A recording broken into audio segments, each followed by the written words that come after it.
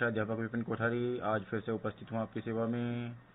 अपने YouTube channel पर आपका हार्दिक स्वागत और अभिनंदन करता हूँ। आज मैं उपस्थित हुआ हूँ लेकर सुदामा चरित, जो वसंत भाग 3 कक्षा 8 हिंदी की पुस्तिका का पाठ 12वां है। और इसमें श्री कृष्ण और सुदामा की मित्रता के बारे में तो आप सभी जानते ही हैं। तो इसमें जब सुदामा जी श्री कृष्ण से मिलने के लिए जाते हैं उस समय का विवरण है इस पाठ में, और आज हम इसका सरलार्थ या भावार्थ समझने का प्रयास करेंगे। तो इससे पहले आपसे एक निवेदन है कि यदि वीडियो पसंद आ रहे हैं तो कृपया उन्हें लाइक कीजिएगा और मेरे YouTube चैनल को सब्सक्राइब करना ना भूलिएगा। तो देखते हैं इसे। सुदामा चरित कहता है, शीस पगन झगा तन में प्रभु जाने को आही वसै के ही ग्रामा, धोती फटी सिलटी दुपटी अरु पाय उपान हो की नहीं सामा, द्वार खड़ो द्विज दुर्बल एक रयो चकिसो वसुधा अभिरामा, पूछत दीन दयाल को धाम बतावत आपनो नाम सुदामा। ठीक है, तो क्या कहते हैं पहले पद्य में कि शीश पगा, न तो शीश पर पगड़ी है, न झगा तन में और न तन पर वस्त्र हैं। ठीक, कौन कह रहा है ये?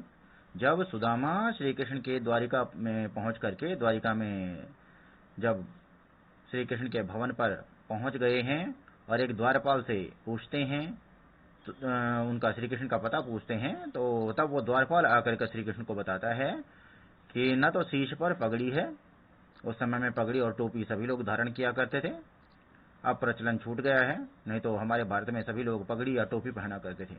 तो कहते हैं न तो शीश पर पगड़ी है न तन पर कपड़े हैं, हे प्रभु जाने को आही बसई के ही ग्रामा, न जाने कौन से गांव से आया है, धोती फटी सी लटी दुपटी, एक फटी सी धोती लपेट रखी है और पाए दुपान हो को नहीं सामा, और क्या है, पांव में जो है जूते तो हैं ही नहीं, द्वार खड़ो द्विज दुर्बल एक, दरवाजे पर प्रभु एक गरीब ब्राह्मण खड़ा है, रह्यो चकिसौ वसुधा अभिरामा, जो कि चकित होकर के इस पृथ्वी पर बनी हुई आपकी इस सुंदर द्वारिका को देख रहा है, पूछत दीन दयाल को धाम, और दीन दयाल अर्थात दीनों पर दया करने वाले भगवान श्री कृष्ण का पता पूछ रहा है, और बतावत आपनो नाम सुदामा, और अपना नाम सुदामा बता रहा है। अब आगे देखिए क्या कहते हैं, ऐसे बेहाल विवाहिन तो पग कंटक जाल लगे पुनि जोए, हाय महादुख पाय सखा तुम आए इते न किते दिन खोए, देखी सुदामा की दीन दशा करुणा करी के करुणा निधि रोए, पानी परात को हाथ छुयो नहीं नैनन के जल सौ पग धोए। तो क्या कहते हैं कि बेवाइयों से ऐसे बेहाल हो चुके हैं उनके पांव। जब श्री कृष्ण जाते हैं ना उनके पास, श्री कृष्ण सुदामा को लेने के लिए जाते हैं, द्वारपाल ने जैसे ही सूचना दी, सुदामा का नाम सुनते ही वो दौड़ पड़े और द्वार पर पहुंचते हैं, और वहां जाकर के जब सुदामा की दीनहीन दशा को देखते हैं तो रोने लगते हैं, और साथ ही साथ क्या कहते हैं कि बोले, विवाहियों के कारण जो तुम्हारे पैर हैं ये तो कांटों का जाल बन चुके हैं, क्योंकि बिना पांवों के चलते चलते पथरीले रास्तों पर और कांटे चुभते गए, कांटों का जाल बनता गया। हाय महादुख पायो सखा तुम आए इते न किते दिन खोए, अर्थात बड़े दुख की बात है मेरे मित्र, तुमने इतने महान दुख को सहन किया और इतने दिनों तक कहाँ खोए हुए थे जो तुम मेरे पास मदद के लिए नहीं आए, सहायता मांगने नहीं आई। आगे कहते हैं, देखी सुदामा की दीन दशा करुणा करी के करुणा निधि रोई, सुदामा की दीनहीन स्थिति को देख करके करुणा निधि अर्थात करुणा का सागर है, जो करुणा का खजाना है भगवान श्री कृष्ण, वे रोने लगे, और इतना रोए कि परात भर करके जो पानी लाया गया था सुदामा जी के चरणों को पखारने के लिए, चरणों को धोने के लिए, उसे तो हाथ ही नहीं लगाया, अभी तो नैनन के जल सौ पग धोए, बल्कि आंसुओं की धाराओं से ही उनके पग धो डाले। तो ये हुआ आपका एक पद्यांश यहाँ तक कि इतना रोए वो, इतना अधिक यानी कष्ट की अति बता रखी है कि उनको सुदामा को देख करके अतिशयोक्ति अलंकार यहाँ पर प्रयोग किया जा सकता है, यहाँ पर कहा जा सकता है कि अतिशयोक्ति अलंकार है, क्योंकि परात के पानी को तो हाथ ही नहीं लगाया है, बल्कि केवल आंसुओं से ही जो है उनके पांव उन्होंने धो डाले। आगे कहते हैं, कछु भाभी हम कौ दियो सो तुम काहे न देत, चापी पोटरी कांख में रहे कहू के ही हेत। तो क्या कहते हैं कि जरूर भाभी ने हमारे लिए कुछ न कुछ दिया होगा, तो तुम मुझे क्यों नहीं दे रही हो? चापी पोटली कांख में रहे कहो के हेतु। तो बताओ, जो पोटली भाभी ने हमारे लिए दी है, उस पोटली को कांख में दबा करके बताओ क्यों बैठे हुए हो? ठीक। तो क्या कहते हैं कि जो भाभी ने हमारे लिए कुछ दे रखा है, तो तुम मुझे क्यों नहीं दे रहे हो, और उस पोटली को कांख में दबा करके बताओ क्यों बैठे हुए हो?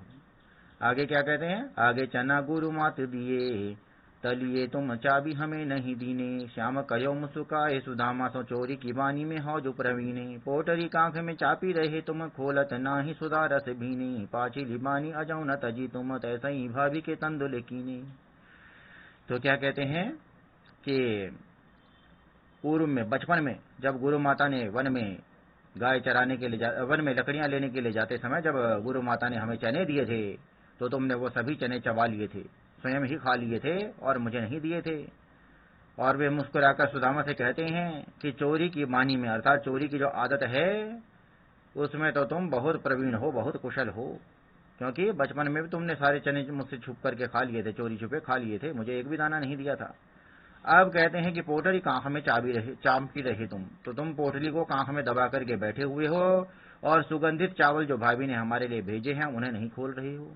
पाछिली बानी अजौ न तजी तुम, तैसे ही भाभी के तंदुल कीने। और जैसे तुमने उस समय चने छुपाए थे और छुप करके स्वयं खा लिए थे, उसी प्रकार भाभी के लाए हुए, भाभी के भेजे हुए जो चावल हैं, अपनी पुरानी आदत को तुमने बनाए रखा है, पुरानी आदत को तुमने छोड़ा नहीं है, वैसे ही तुम भाभी के चावलों को भी छुपा रहे हो। जबकि सुदामा क्यों छुपा रहे थे? संकोचवश, कि इतने महान राजा को धन संपत्ति से जिसकी द्वारिका भरी हुई है, उसे ये साधारण से चावल कहाँ दूं।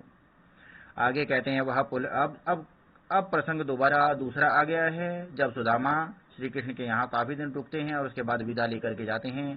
तो आप सब जानते ही हैं कि श्री कृष्ण ने गोपनीय तरीके से तो उनकी सहायता की थी, लेकिन सुदामा को कानों कान खबर न होने दी थी, और रुकने के बाद बड़ी साधारण तरीके से, जैसे कोई मेहमान चाय पीने के लिए आता है, चाय पी करके तुरंत चला जाता है, वैसे ही विदा करने लगे, यानी दिखावा नहीं किया, सुदामा पर प्रकट नहीं होने दिया। तो क्या कहते हैं? वह पुलकनी, वह उठ मिलनी, वह आदर की बात, वह पठवनी गोपाल की कछु न जानी जात। घर घर कर ओढ़त फिरे तनक दही के काज, कहा भयौ जो अब भयौ हरि को राज समाज। हाँ कब इत आवत हुतऊ वाही पठयौ ठेली, कही हो धनी सौ जाई के अब धन धरऊ सकीली। तो क्या कहते हैं? वह पुलकनी, वह उठ मिलनी। सुदामा जाते जाते श्री कृष्ण को मन ही मन कोस रहे हैं कि वह पुलकनी, ठीक है, कितने लाड प्यार के साथ मेरे पास आया था, सिंहासन से उठ करके दौड़ा हुआ आया, उठ करके मुझसे मिला, सिंहासन पर बैठाया, आदर पूर्वक बात की, और अब इस प्रकार से मुझे खाली हाथ लौटा रहा है। इस गोपाल की बात कोई नहीं समझ सकता है। घर घर कर ओढ़त फिरे तनक दही के काज, कहा भयौ जो अब भयौ हरि को राज समाज। तो सुदामा कहते हैं कि आज भले ही इसके पास हाथी, घोड़े, महल, राजकाज सब चीजें हैं, लेकिन क्या उससे क्या होता है? बचपन में तो ये घर घर थोड़े थोड़े दही और माखन के लिए भटकता फिरता था। हाँ कब इत आवत हुतऊ आही पठयौ ठेली। और कहते हैं कि मैं भी कौन सा यहाँ आना ही चाहता था, लेकिन वो तो उसी ने ठेल कर भेज दिया, अर्थात पत्नी ने ही ठेल कर भेज दिया। लेकिन अब मैं उसे जाकर के, जब कुछ मेरे पास धन है ही नहीं, तो उसे जाकर क्या मुंह दिखाऊंगा। तो कहते हैं वैसे ही राज समाज बनी। अब कब की बात बता रहे हैं? जब सुदामा रास्ता पार करके और अपने घर पहुंच गए हैं। महल वहां देखते हैं तो झोपड़ी है ही नहीं, महल बना हुआ है।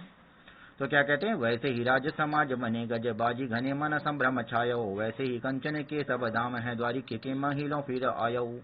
भवन बिलो की बिको मन लोचत, सोचत ही सब गांव मंझायो। पूछत पाने फिरे सब सौ पर, झोपड़ी को कहूं खोज न पायो। ठीक है। तो क्या कहते हैं? वैसे ही राज समाज बने, अर्थात जब सुदामा जी वहां देखते हैं तो उस द्वारका में वैसा ही राज समाज बना हुआ, वैसा ही राजमहल बना हुआ है, हाथी घोड़े खड़े हैं। तो वे मन में भ्रमित हो जाते हैं कि वैसे ही चारों तरफ सोने के सब महल हैं, तो कहीं मैं कहीं भटक कर दोबारा भ्रम पूर्वक द्वारका के महलों में ही तो फिर से नहीं आ गया हूँ। भवन बिलो की बेको मन लोचत, सोचत ही सब गांव मंझायो। और आसपास के जो भवन हैं उनको देख रहे हैं, गांव के भवनों को, तो तब तो मन में सोच ही रहे हैं कि नहीं आया तो अपने ही गांव में हूँ। किंतु फिर सोचते हैं कि यहाँ पर झोपड़ी क्यों नहीं है, तो सबसे पूछते फिर रहे हैं कि मेरी झोपड़ी कहाँ है, लेकिन झोपड़ी का पता तो मिल ही नहीं रहा है। मिलता कहाँ से, झोपड़ी तो वहाँ थी ही नहीं। झोपड़ी के स्थान पर तो श्री कृष्ण ने आलीशान महल बनवा दिया था उनके लिए।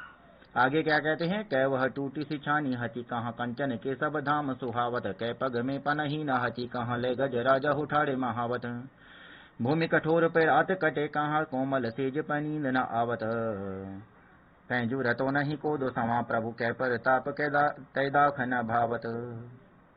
तो क्या कहते हैं कि कहाँ तो वह टूटी सी छानी थी, अर्थात बांस और पत्ते वगैरह लगा करके खपरेल की छत बनी हुई थी, वो छोटी सी छन्नी छोटी सी झोपड़ी में हम रहा करते थे। और कहाँ जो है कंचन के सब धाम सुहावत, और कहाँ जो है सोने के महल बना दिए गए हैं।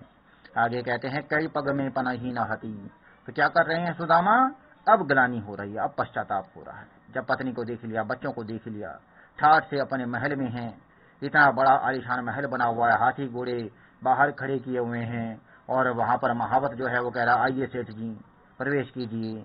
और तब जो है कि पत्नी स्वागत के लिए आती है, और तब ग्लानि हो रही है मन में कि मेरे मित्र ने तो मेरे लिए इतना कर दिया कि जिसके तो मैं लायक भी नहीं था। तो उसी के लिए उनका मन ही मन धन्यवाद कर रहे हैं कि कहाँ तो वह टूटी सी छन्नी थी, टूटी सी बांस खपरेल की छत की झोपड़ी में रहा करते थे, तो कहाँ अब आलीशान महल बने हुए हैं। कई पग में पनाही न हती, और कहाँ पैरों में पहनने के लिए चप्पलें जूते ही नहीं थे, ले गजराज उठाड़े महावत, तो कहाँ जो है गजराज को लेकर के महावत खड़े हैं। ठीक, यानी गजराज को लेकर के महावत यहाँ पर खड़े हुए हैं, हाथी को लेकर के। आगे कहते हैं भूमि कठोर पर रात कटे कहाँ, और कहाँ तो कहते हैं कि कठोर भूमि पर रात कटती थी, जहाँ अब क्या है कोमल सेज, कोमल कोमल नरम रेशमी बिस्तर बने हुए हैं। और कहते हैं कै जो रतो नहीं को दो समा प्रभु, और किसी समय तो कहते हैं हे प्रभु 2 टाइम का चावल भी मेरे पास उपलब्ध नहीं होता था। कहते हैं कि सुना जाता है कि सुदामा 5 घरों में भिक्षा मांगा करते थे, तो 5 घरों से जो कुछ मिल गया, मान लीजिए 2 घरों ने एक बार भिक्षा के लिए आवाज दी और 2 घरों से कुछ भी नहीं मिला, 3 ही घरों से मिला, या 5 में से एक ही घर में मिला, तो जो कुछ मिलता था उसी को मिल बांट कर खा लेते थे, दोबारा नहीं जाते थे, उन घरों से आगे नहीं बढ़ते थे, एक दिन के लिए 5 ही घर निश्चित रखते थे। तो वही कहते हैं कि कई जरूरतों नहीं को दो समा प्रभु, क्या तो कहते हैं कि एक समय 2 समय के लिए चावल ही नहीं जुटाए जाते थे प्रभु, और क्या तो जो है ना इन श्री कृष्ण के प्रताप से अब सूखे मेवे, दाख कहते हैं वैसे द्राक्षा को, लेकिन यहाँ पर कहने का मतलब यह है कि स्वादिष्ट पकवान और मेवे जो हैं वो अब घर में भरी पड़ी हैं। तो ये मन ही मन धन्यवाद करते हैं। तो इसी के साथ ये सरलार्थ भावार्थ आशा है आपको समझ आ गया होगा।